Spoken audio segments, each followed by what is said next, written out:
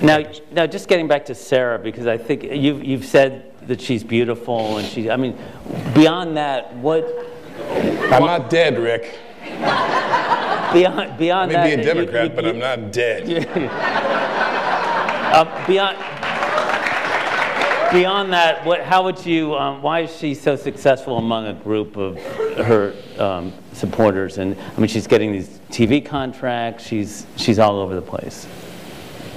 Well, I think it's no mistake that she's the first person to gain that situation, an attractive woman.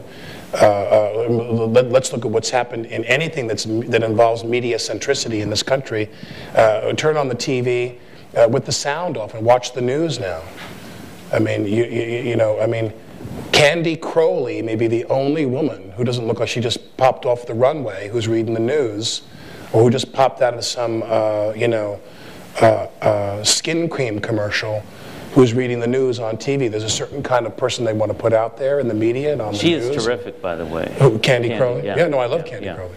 And Palin has stepped in to fill that a niche of this kind of easy on the eye, spokesmodel, if you will. But more importantly, when you listen to the content of what she says, and you analyze the content of what she says, I mean, people are... it's always easy to play off the fears of the American people. American people are afraid. They're afraid that they're either going to not get something that they don't have, or they're going to not get something that they want, or lose something that they already have. Americans are very afraid of a contraction of the American standard of living.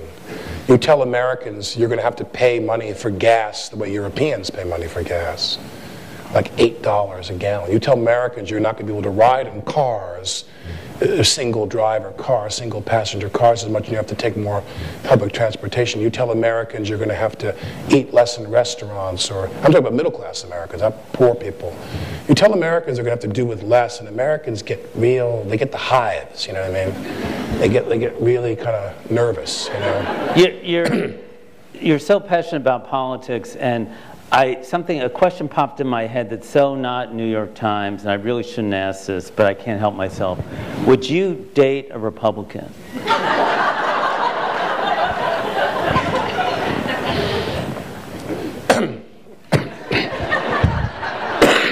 I'm choking. I have dated a libertarian. But not a Republican, no. So you draw the line there. Although I have to give a touche to Ann Coulter. Someone said to me, would you ever sleep with Ann Coulter? And I said, if I did, I would probably jump out the window and kill myself afterward. And her reply was, that might be reason enough to do it.